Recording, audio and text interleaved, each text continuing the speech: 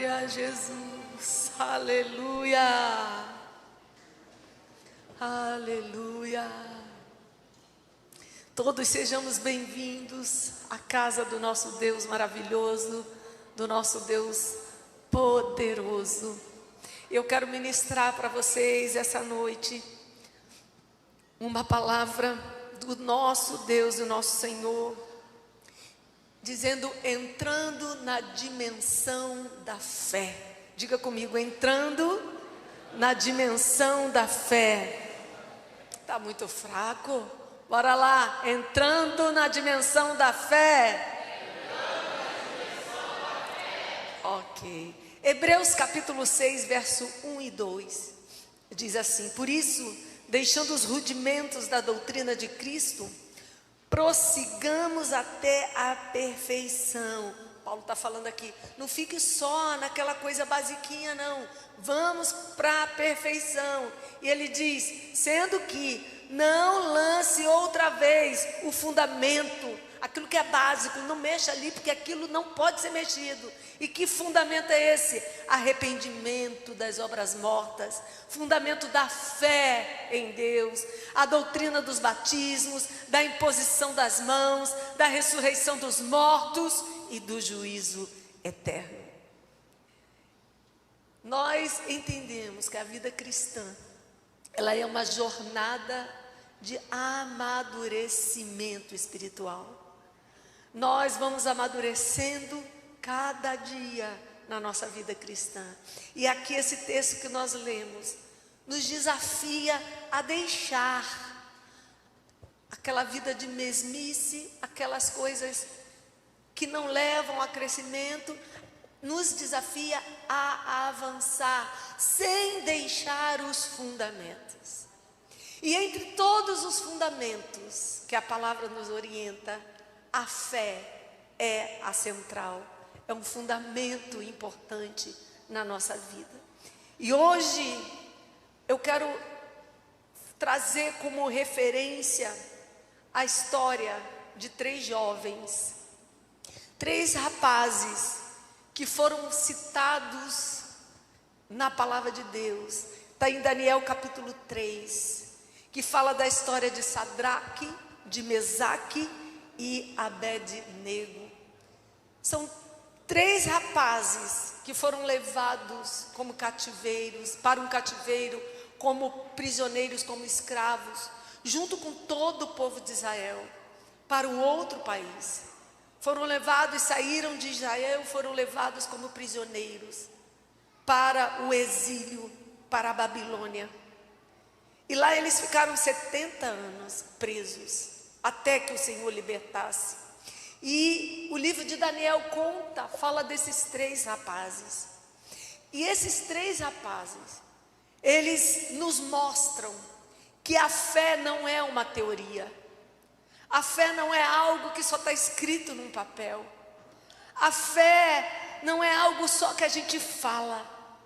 Mas a fé é uma prática. A fé é para ser colocada em prática e nos momentos principalmente mais difíceis da nossa vida. E o que é fé? O que é fé? Hebreus capítulo 11, verso 1, Hebreus capítulo 11, verso 1, diz que a fé é o firme fundamento das coisas que se esperam. Ou seja, eu estou esperando algo, não em cima de qualquer coisa, não em cima de uma suposição, não em cima de algo que eu imaginei, não. Fé é ter um firme fundamento, é estar fundamentado. A gente leu em Hebreus que a fé é um dos fundamentos principais. Isso é fé, e é o fundamento de algo que eu espero. É algo que eu estou aguardando em cima de um fundamento chamado fé. E é a prova daquilo que eu não posso ver. Como é que a gente pode provar algo que a gente não vê? É fé. A fé prova o que você não vê. A fé é exatamente essa prova. Fé é uma certeza. Fé é a convicção de algo que mesmo você não esteja vendo, mesmo que você não esteja olhando, é essa certeza, é essa convicção. Fé não é um pensamento positivo. Eu vou pensar positivo, né? Eu creio, vou ficar pensando aqui positivo, não vou falar a palavra negativa porque vai acontecer algo bom. Não, fé não é isso, não é um pensamento positivo. Fé é uma confiança plena em Deus. E quando esses rapazes estavam lá nesse cativeiro, lá na Babilônia, eles tinham tudo para se adaptar à vida lá. Eles foram levados jovens para lá. Construíram a vida deles lá, uma casa, foram trabalhar, e eles estavam numa cultura, em outro país totalmente diferente, e eles tinham tudo para se adaptar à vida daquele outro país. Eles tinham tudo para viver uma vida diferente, só que eles escolheram confiar em Deus, acima de toda a pressão da cultura que eles estavam vivendo. E não é muito diferente, amados, porque quando a gente está em alguns lugares, convivendo com algumas pessoas, nós vemos como o mundo pressiona, como o mundo cobra uma postura de alguém crente e não entende o comportamento de alguém que crê em Deus, que tem fé em Deus. E eles se mantiveram firmes, eles não cederam à pressão daquele país, os hábitos, adorar outros deuses. Não, eles não viveram isso dessa maneira. O que nós podemos entender, que fé é você se manter firme em Deus. Fé é você ficar firme quando todas as pessoas à sua volta se curvam. Fé é quando todo mundo à sua volta cede à pressão do mundo e você permanece. Isso é fé.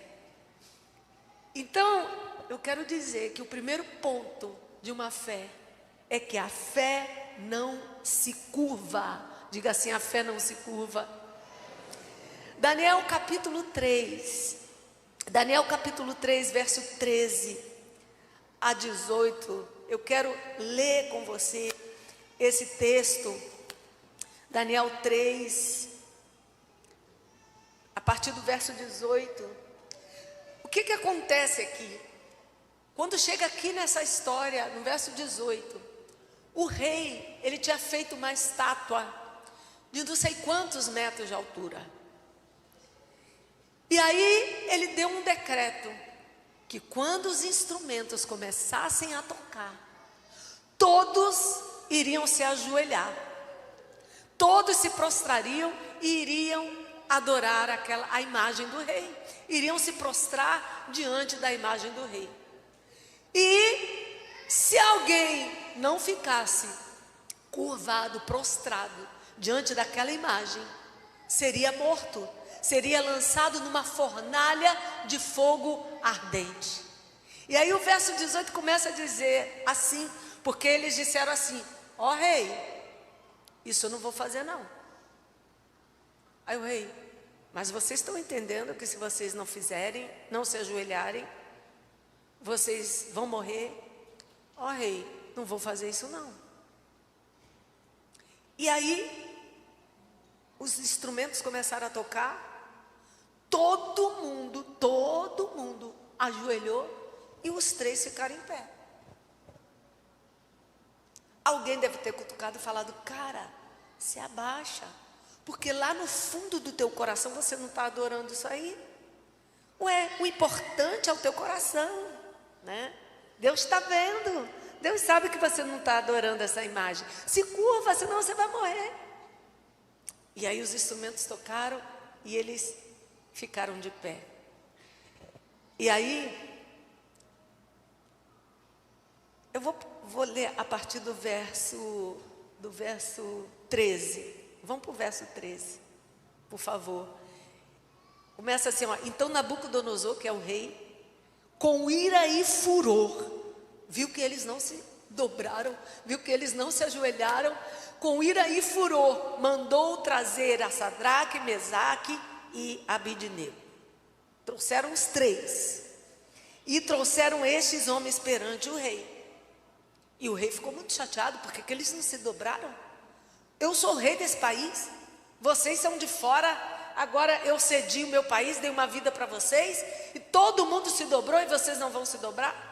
E aí Nabucodonosor fala para eles, verso 14, é de propósito, ó Sadraque, Mesaque e Abidnego, que vós não servis aos meus deuses, nem adorais a estátua de ouro que eu levantei? É de propósito? O rei lá no fundo queria que fosse um engano, queria que eles não estivessem entendendo o que estava acontecendo. Não foi de propósito, eles não fizeram por mal, não foi intencional. E o rei questionou. Aí no verso 15, agora pois, se estáis prontos, preste atenção, eu vou dar uma chance para vocês. Se vocês estão prontos, a trombeta vai tocar de novo, os instrumentos vão tocar de novo. E quando ouvides o som da trombeta, da flauta, da harpa, do alto saltério, da gaita, da música, vocês vão se prostrar e adorar a estátua que eu fiz. Isso é bom, vocês vão fazer. Porém, se vocês não adorarem, serão lançados na mesma hora dentro da fornalha de fogo ardente. Aí o rei lança o desafio. E quem é o Deus que vos poderá livrar das minhas mãos? Quem é? Eu não conheço nenhum Deus nessa terra, o rei disse, que vai poder livrar vocês da minha mão. E aí no verso 16, Sadraque, Mesaque e Abidnego responderam, disseram para o rei Nabucodonosor, não necessitamos te responder sobre esse assunto. Rei, não vou nem responder. Claro que eu não vou me prostrar. Eu tenho um Deus poderoso, não vou me curvar diante do meu Deus. A fé não se curva. A fé não se curva, não vou me dobrar, nem vou me dar o trabalho de responder. Esse absurdo, foi isso que eles estavam falando. Não necessitamos te responder sobre esse assunto. Aí no verso 17, eles falam para o rei, eis que o nosso Deus, a quem nós servimos, você está dizendo que não conhece ninguém? O nosso Deus, a quem nós servimos, Ele pode livrar. Ele é Deus, Ele pode livrar. Ele nos livrará da fornalha de fogo ardente e da tua mão, ó rei. E da tua mão. Aí no verso 18, olha que coisa tremenda, irmãos. E se Deus não livrar? Se Ele não quiser livrar? Fica sabendo, rei, que não vamos servir a teus deuses. Não vamos nos prostrar, não vamos adorar a estátua de ouro que o Senhor levantou. Deus livrando a gente ou não livrando. Às vezes, né, a gente quer fazer prova de Deus, isso não é fé. Quer falar, Senhor, se Tu és Deus, manda que essas pedras se transformem em pão. A gente está parecendo com alguém, né, que fez isso com Jesus lá no deserto. É Tu mesmo, Senhor? É Tu mesmo, Senhor? Ué, Senhor, lança-te daqui abaixo, ó Senhor. E fomos fazendo testes com Deus. Mas esses homens, esses jovens, tinham fé, uma fé que não se curvava. Rei, você nem sabe quem pode livrar a gente. O nosso Deus é poderoso. Mas não é por isso que nós vamos nos dobrar, não. Porque mesmo se Ele não nos livrar, não vamos nos dobrar. A nossa fé não se curva. A nossa fé não se curva. E o Espírito Santo quer despertar isso em nós, uma fé que não se curva. Não importa o que aconteça na nossa vida, se Deus vai livrar ou não você de uma situação, se Deus vai dar livramento ou não a você de uma situação que você está vivendo, de um pedido que você fez, não importa. Se Deus me abençoar, eu vou dar glória, e se Deus não abençoar, eu vou dar glória. Se Deus vai me livrar de algo, se Deus vai fazer um milagre na minha vida, na vida da minha família, eu vou dar glória. E se Deus não fizer, eu também vou dar glória. Aleluia, vamos aplaudir ao Senhor. Aleluia. Glória a Deus. E o rei lançou esse decreto, mas os jovens não negociaram princípios. Os jovens não negociaram princípios. E sabe o que acontece? Mesmo a vida deles estando em risco. E eu quero dizer para você, irmão, quero declarar: não nos curvaremos diante de outro Deus, mesmo que custe a nossa vida. Diga assim: eu não me curvarei diante de outro Deus, mesmo que custe a minha vida. Agora você vai dizer para Deus ouvir: eu não me dobrarei diante de outro Deus, mesmo que custe a minha vida. Agora você vai dizer para o inferno, para os demônios ouvirem: olha aqui, diga assim: olha aqui, eu não me curvarei diante do mundo, diante de outro Deus, mesmo que isso custe a minha vida. Você pode dar um aplauso ao Senhor. Aleluia. Glória a Deus. Essa é a dimensão da fé, que não depende de resultados. A nossa fé, a minha fé, a sua fé não depende dos resultados, porque a minha fé é nele e não nas coisas que ele faz. A minha fé é nele e não nas coisas que eu estou vendo. Eu sei que eu estou aqui no mundo de passagem. Eu sei que a minha vida aqui é passageira. E eu sei que o meu lar é o céu. O meu lar é o céu. Então não me curvarei diante das coisas deste mundo, mesmo que isso custe a minha vida. Mesmo que isso custe a minha vida. Porque fé verdadeira não se vende. Fé verdadeira não se negocia. Fé verdadeira não se corrompe. Fé verdadeira não depende de nenhuma conveniência, de nenhum milagre. A fé verdadeira é nele, é em Deus Todo-Poderoso. É Ele, é Ele. E por que você vive? Por Ele. E por que você faz? Para Ele. E através do que estamos aqui? Por meio dele.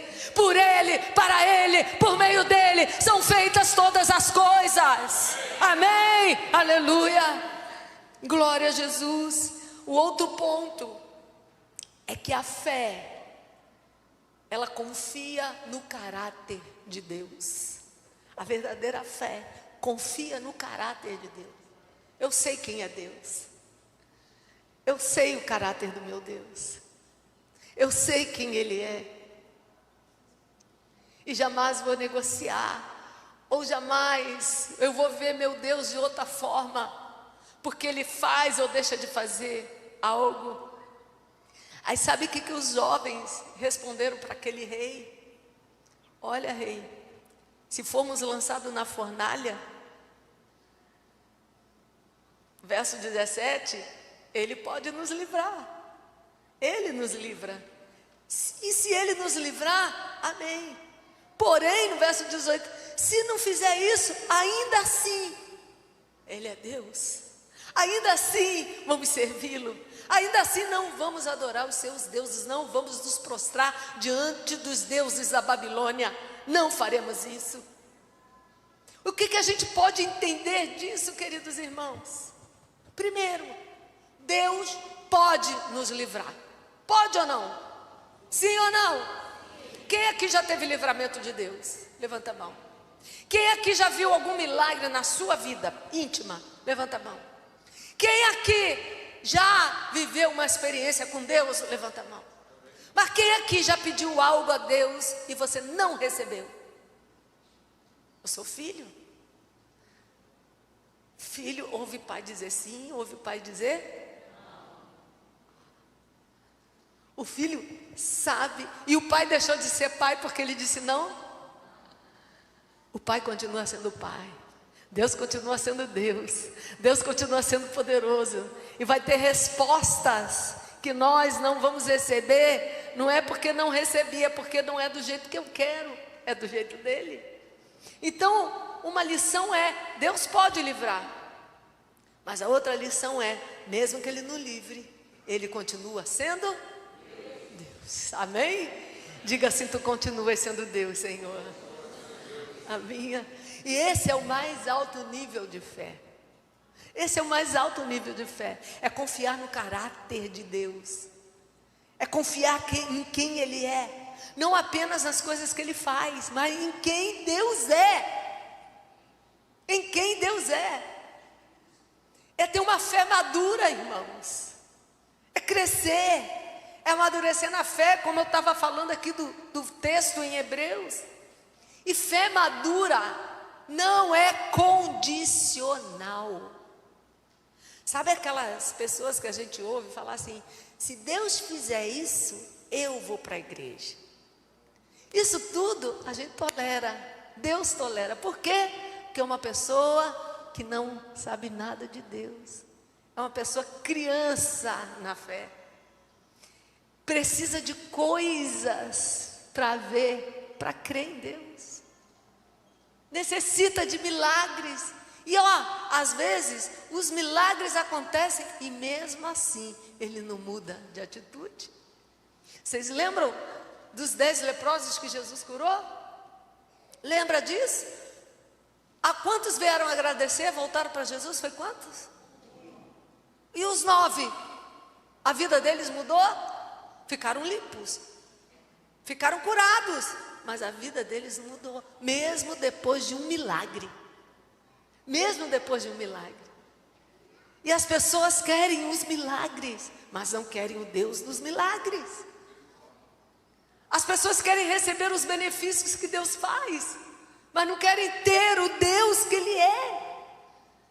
A fé madura é uma fé relacional. É uma fé que se relaciona com Deus. Eu creio porque Ele é Deus e ponto. Mas por que você crê? Porque eu creio. E o que te diz que Deus existe? Nada me diz que Deus existe. Aliás, muitas coisas dizem, a natureza está aí. Mas você pode, para aquele que não crê, você pode mostrar o que for, que ele vai continuar não crendo. Mas aquele que vive na fé, que recebeu a fé que confia no caráter de Deus, ele crê ainda que não veja nada. Aquele que não crê, ainda que veja tudo, ele continua sem crer. E aquele que crê, ainda que não veja nada, ele crê. A nossa fé, queridos, não deve depender de nenhuma condição. Não deve depender daquilo que recebemos.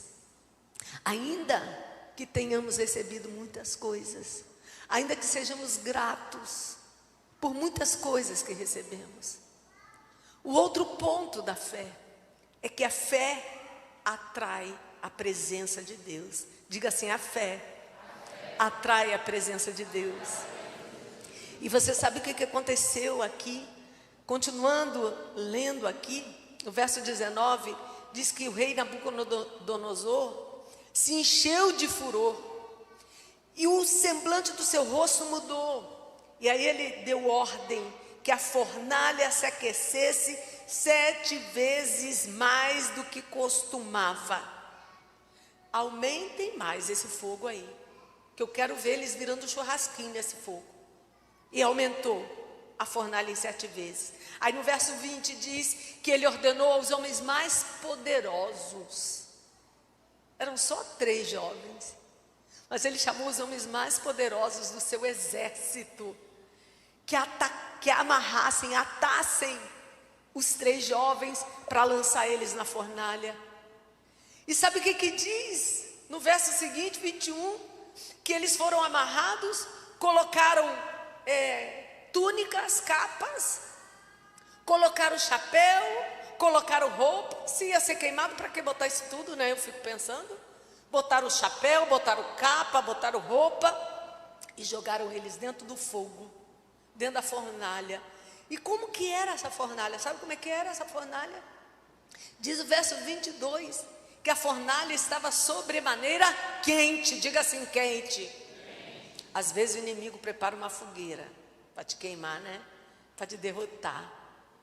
A fornalha estava quente. E sabe que tão quente que estava? Que aqueles homens fortes que jogaram os 3 jovens dentro da fornalha, só de chegar perto da fornalha, diz o verso 20, o fogo matou eles. O fogo matou aqueles homens que foram jogar os 3 dentro da fornalha. Olha que coisa, amados. Mas a fé, diga assim, a fé atrai a presença de Deus. Diga mais uma vez, a fé atrai a presença de Deus. E aí sabe o que acontece? O verso 24 diz assim: então o rei Nabucodonosor se espantou. E aí diz, e se levantou depressa. Peraí, os meus homens caíram mortos, tem alguma coisa acontecendo. E ele vira para os capitães e diz: não lançamos 3 homens? Não são 3 homens que estão dentro do fogo e amarrados ainda por cima, todos amarrados, para não ter como sair disso? Sim, é verdade, ó rei. Jogamos quantos homens? Quantos homens foram jogados? 3. Aí no verso 25 diz o quê? Respondeu dizendo: eu, porém, estou vendo? Eu estou vendo? Eu estou vendo? 4 homens. E eles estavam amarrados? Eles estavam amarrados? Como eles estavam dentro do fogo? Como estavam dentro do fogo? Soltos. E faziam o que dentro do fogo? O que eles faziam dentro do fogo? Diga, passeavam. Estavam passeando, andando no fogo, sem sofrer nenhum dano. E tinha 4 homens passeando dentro do fogo. E o quarto tinha um semblante do Filho de Deus. Era Jesus que estava dentro do fogo com eles. Amém, queridos? Era Jesus que estava lá. A fé atrai a presença de Deus. Sabe por que Jesus foi parar lá com eles? Porque a fé deles atraiu. Jesus viu isso, Deus viu isso e olhou e disse: eles foram lançados, então eu vou junto com eles, porque a fé deles me atraiu. A nossa fé precisa atrair a presença de Deus. A nossa fé precisa atrair o poder de Deus. A nossa fé começa a atrair o poder do Senhor. Não importa o quanto a fornalha esteja quente na tua vida, querido.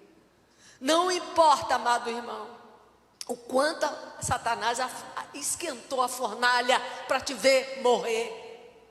Não importa o quanto o inimigo esquentou a fornalha. Assim como Cristo estava com eles no fogo, o Espírito Santo desperta essa noite e o Senhor se levanta para estar na tua vida. E se você está no fogo, Ele está andando junto com você. Se você está andando na prova, Ele está andando junto com você. Porque a fé atrai a manifestação de Deus. A fé atrai a presença de Deus. Deus não promete que nunca passemos por lutas. Deus não promete que você não entre na fornalha. Mas Deus garante que em toda situação vai estar do seu lado. Não importa, Ele vai estar do seu lado. Amém? E um último ponto da fé que eu quero tratar aqui hoje é que a fé, ela gera testemunho. Diga assim, a fé gera testemunho.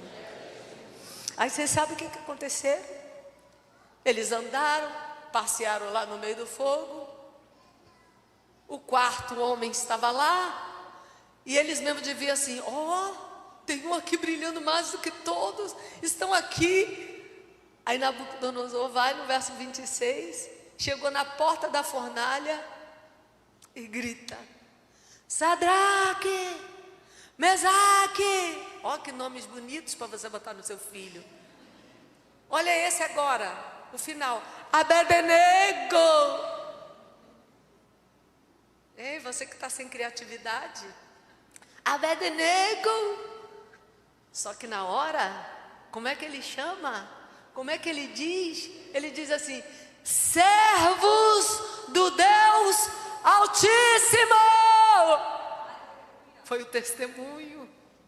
Aquele rei teve que reconhecer que tinha um Deus mais alto que o dele, um Deus mais alto do que aqueles que ele conhecia.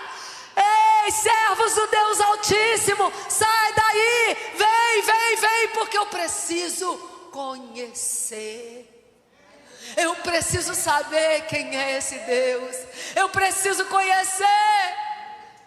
E quando eles saíram inteiros do meio do fogo. Saíram inteiros. E o verso 27 diz que todo mundo reuniu em volta deles.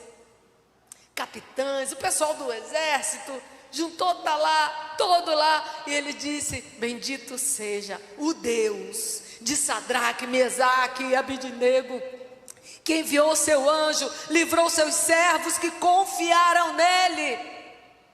Confiaram nele, não ficaram com medo, que eu disse que se não se curvassem a mim eles iam morrer. Eles não ligaram, porque o Deus dele é abençoado demais, é grande demais. E diz a palavra, eles preferiram entregar os seus corpos, mas não me adoraram, não adoraram outro Deus, não adoraram outro Deus.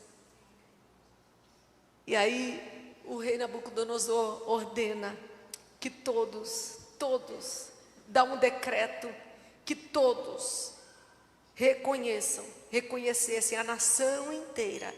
Está lá no finalzinho do verso 29. Porquanto não há outro Deus que possa livrar como este. O rei reconhece o poder de Deus através da vida daqueles 3 jovens que não cederam às tentações. Sabe quando os jovens vão para uma faculdade, ao invés de levarem Jesus, eles ouvem os amigos e começam a vacilar na fé, a abandonar o evangelho. Ao invés de influenciar, são influenciados. Mas no caso desses jovens, a fé deles em Deus era inabalável. E a fé que eles tinham gerou testemunho.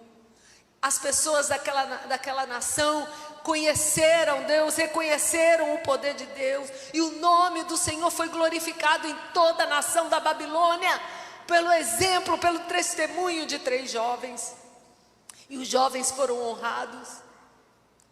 Sabe o que eu quero dizer, irmão, minha irmã? Nossa fé, ela é um instrumento de salvação para as outras pessoas. A nossa fé é um instrumento de transformação para as pessoas ao redor. Eu, certa época na minha vida, eu precisei fazer um tratamento com uma médica. E dali ela foi me conhecendo. Toda semana eu precisava estar. E aí chegou um dia que ela falou assim: Denise, eu preciso te dar alta hoje. Aí eu disse: que bom, glória a Deus. Aí ela falou: mas eu quero te dar alta por 2 motivos. Eu cá comigo, falei para ela: porque eu não preciso mais do tratamento. Ela: esse é o segundo motivo, mas eu vou te dar o primeiro. Porque a ética médica não permite que eu, como é que fala, entre coisas que não são pessoais, né? Na sua vida de paciente. Então eu preciso te liberar. Eu falei: mas por quê? Porque eu quero servir o teu Deus. Eu fiz assim, ela: a sua vida dentro do meu consultório impactou a minha vida, que você não tem ideia. Por isso eu estou te dando alta hoje, porque eu quero servir o teu Deus. E ela foi para a minha igreja. Ela foi lá na igreja, aceitou Jesus, largou os deuses desse mundo. E esses dias, ela é uma pessoa muito famosa no Rio de Janeiro, professora de várias universidades federais. E esse dia ela postou lá: você é uma pessoa que me ensinou a conhecer Deus. Através da sua vida, eu conheci Deus. Através do seu testemunho de vida, eu conheci Deus. Então, amados, a nossa fé, ela gera testemunho, ela gera impacto na vida das pessoas. E eu quero, queridos, encerrar essa palavra dizendo que a fé é o fundamento da nossa vida, é o fundamento da vida cristã. Sabemos pela palavra que sem fé é impossível agradar a Deus. Não podemos agradar a Deus sem fé. E a fé desses três rapazes que vemos aqui nos mostra 4 coisas. A primeira, a fé não se curva. A segunda, a fé confia no caráter de Deus. Terceira, a fé atrai a presença de Deus. E a quarta coisa, a fé gera testemunho de Deus. Diga comigo assim: a verdadeira fé não apenas me livra do fogo, mas me sustenta dentro do fogo. Amém? Vamos ficar de pé dando um aplauso ao Senhor. Eu quero convidar você a louvar. Vamos louvar ao Senhor. Que toda a igreja louve.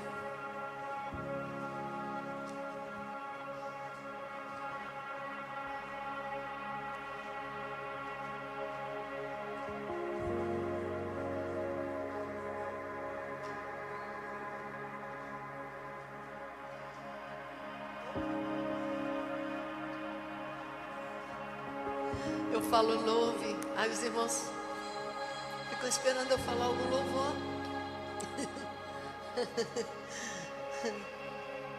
Louve. Eu creio nos grandes milagres de Deus. Eu mesma já experimentei milagres incríveis, sabe? Incríveis. Eu sou a testemunha de um milagre.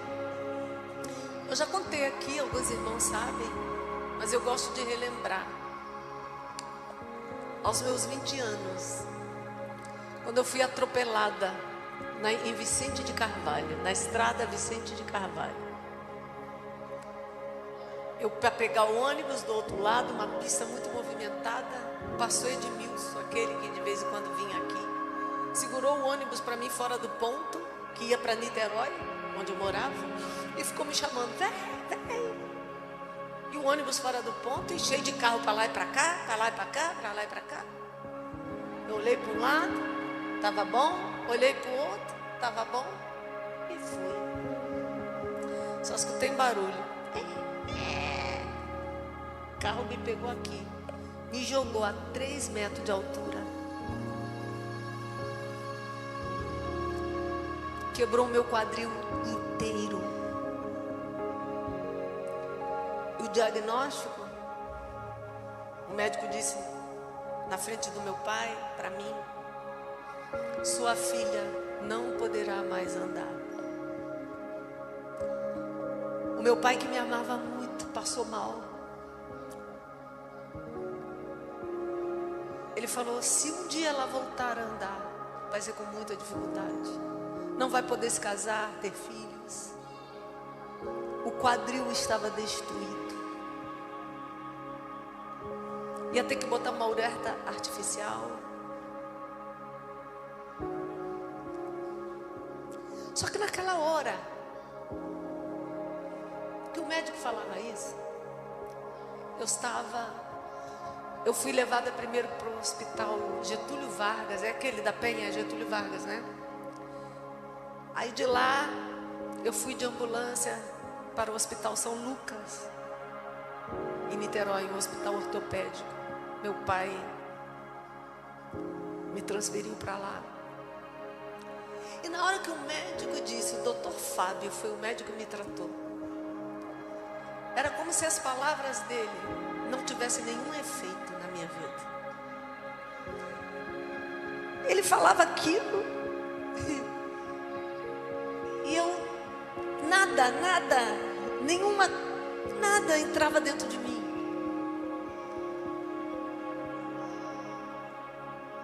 E aí eu fui levada para uma cirurgia de reconstrução de quadril. Ia ter que colocar uma prótese. Só que na hora, dentro do centro cirúrgico, eu comecei a perder sangue da medula.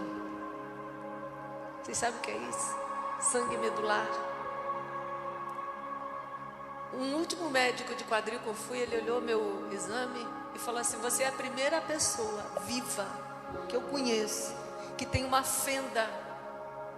Aí mostrou aonde fica a medula óssea. Eu tenho uma fenda. O osso abriu e a medula começou a sair. E as pessoas que começam a perder sangue da medula duram 20 minutos talvez. Eu comecei a perder sangue da medula. O médico que ia me operar dentro de um centro cirúrgico disse: eu não vou operar essa moça. Graças a Deus. E fez uma tração. Você sabe o que é tração? Amarrou meu pé de cá, o outro pé de lá, em cima, e puxa, e você todo quebrado. Fui pro quarto.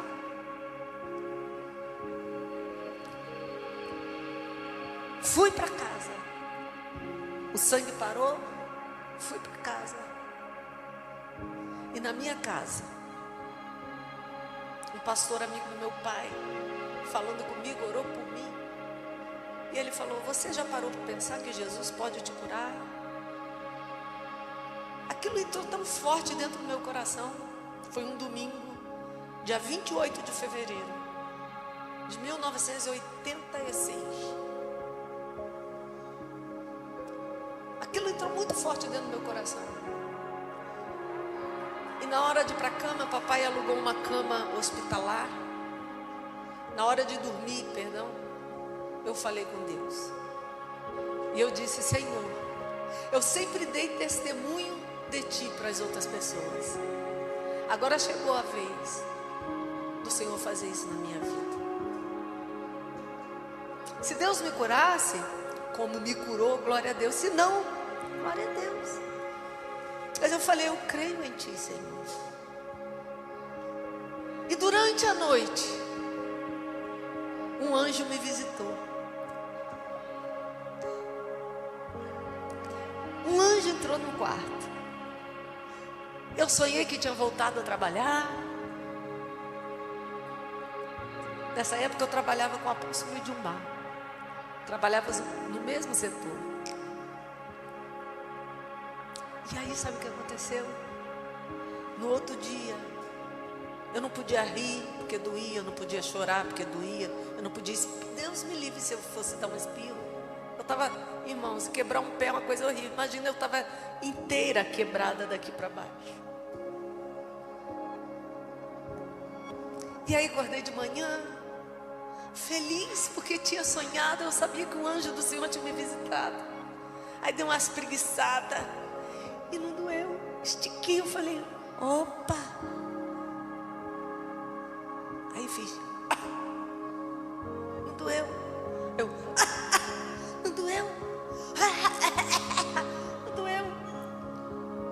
Aí eu disse: eu estou curada. Eu estou curada. E agora? Como é que eu fazia? Se eu ia ficar ainda 3 meses com aquele gesso, depois eu ia operar, ia botar uma prótese, ia sei lá o que, sei lá o que. Como é que eu ia fazer para dizer que eu estava curada? Só tinha nenhuma semana. E aí aquele gesso começou a me machucar. Eu tenho foto. Vou lembrar um dia de trazer a foto minha. Aquilo começou a me apertar e eu precisava de uma boa desculpa para me levarem de volta para o médico. Irmãos, o que foi aquilo? Aí eu liguei para o médico. Papai botou um ramal, naquela época era um telefone fixo. Botou perto da cama para eu poder falar com os meus colegas. E aí eu consegui convencer o médico.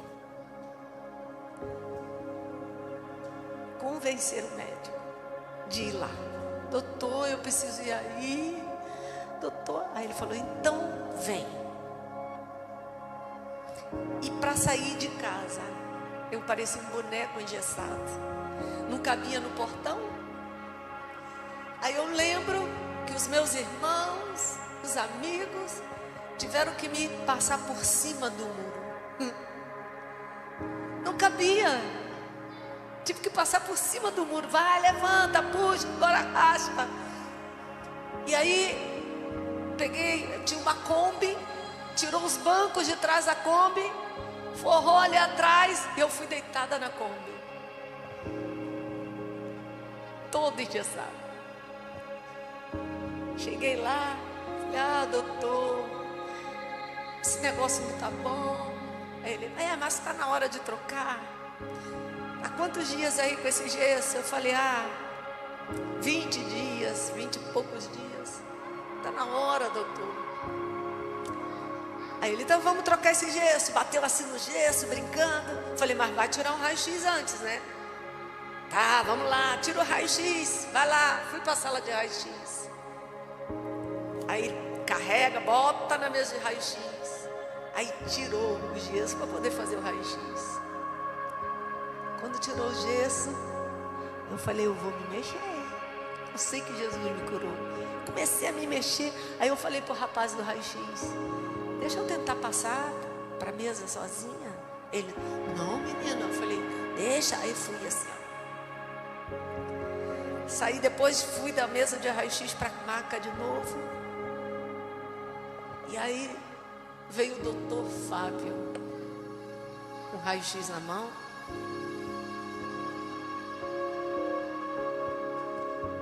Pega minha perna, tá doendo? Eu falei, não. A outra, tá doendo? Não. Mexe daqui, mexe dali. O que você fez, menina? O que você fez? Olha isso. Aí eu sabia, eu fiquei rindo. Por que, doutor? Eu tô curada, né? Aí ele, olha, menina. Eu falei, pode falar, doutor, eu tô curada. Ele falou, eu vou te mandar embora para casa, mas você vai prometer que você não vai levantar, que você vai ficar deitadinha. Se for levantar, você tem que ter muito cuidado. Eu tô louco, eu vou botar uma cinta, uma prótese. E eu falei, doutor, Jesus me curou, doutor. Jesus colou os ossos. Está tudo no lugar. Pode falar, doutor, que está tudo no lugar. Sabe o que foi, irmãos? Foi com 27 dias. Com 60 dias depois do acidente, eu voltei a trabalhar. Eu fiquei encostado pelo INSS. Com 60 dias depois estava eu de volta no trabalho. E vou dizer para vocês o que eu fiz. Me inscrevi na academia. Com 60 dias, assim que voltei para trabalhar, eu fui para a academia fazer ginástica. E quando pergunta aquelas coisas lá na academia, você já não sei o que, lá. Você já quebrou alguma coisa? Eu falei, Quebrou o quê? O quadril. Quando? 2 meses atrás. Não tem lógica. 2 meses atrás, o quadril, o corpo todo. Você não vai poder casar, ter um filho. Aqui, meu filho.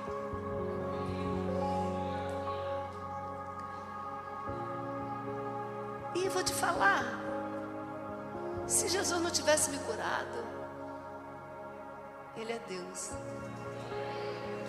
Me curou. Meu testemunho impactou muitas pessoas. Ele é Deus. Não é o que Ele faz, é quem Ele é. É o caráter dEle. Sabe qual é a questão da fé? Vê se você entende isso no teu espírito. A fé tem 2 mãos. A fé natural e a espiritual. Que 2 mãos são essas? Quando a fé parte de mim para Deus, o que é isso? Quando eu estou no centro. Quando é o meu problema que precisa de um milagre. quando sou eu que estou aflita e preciso de ajuda, quando sou eu que necessito e preciso de ajuda, e eu vou pedir socorro a Ele, vou correr para Ele, essa fé parte de mim mesma, da minha alma, da minha necessidade. Isso é errado? Não. Mas tem uma outra via, onde Deus é Deus, onde Deus é tudo, onde Ele é exaltado, independente de qualquer coisa. E aí, por Ele ser tão grande, por Ele ser tão poderoso, por Ele ser tão maravilhoso, parte desse caráter chega até onde eu estou. Sabe o que aconteceu com aqueles jovens? O quarto homem foi até lá, porque a fé levou o quarto homem até lá. Então, quando a gente entende quem Ele é, Ele nos alcança. Deixa Deus te alcançar. Deixa o Senhor te alcançar. Amém?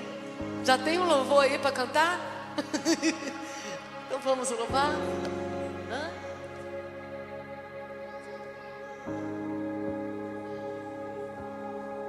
Pode ser. Aleluia. Glória a Jesus.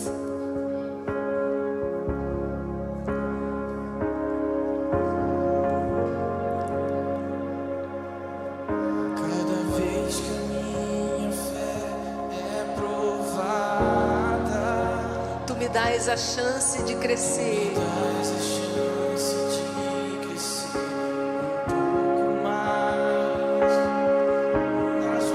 nas montanhas e vales, desertos e mares que atravessam, me levam pra perto de ti.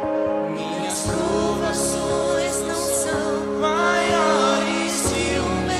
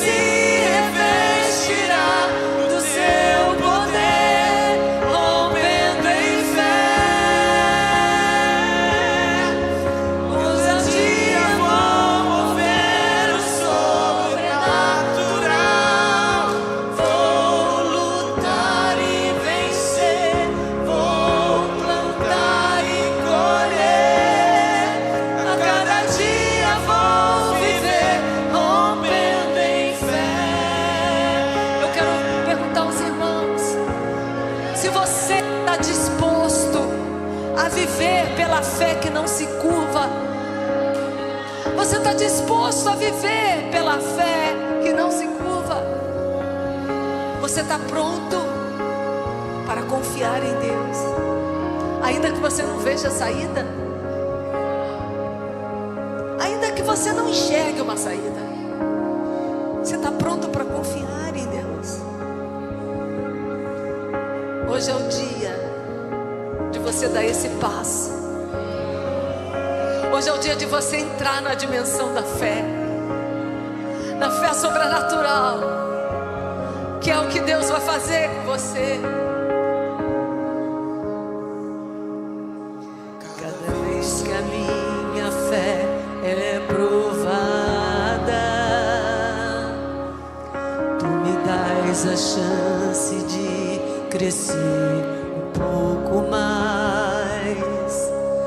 As montanhas e vales, desertos e mares que atravesso me levam pra perto de Ti. Minhas provações não são maiores que o meu Deus e não vão me impedir de caminhar. Se diante de mim não se abrir o mar,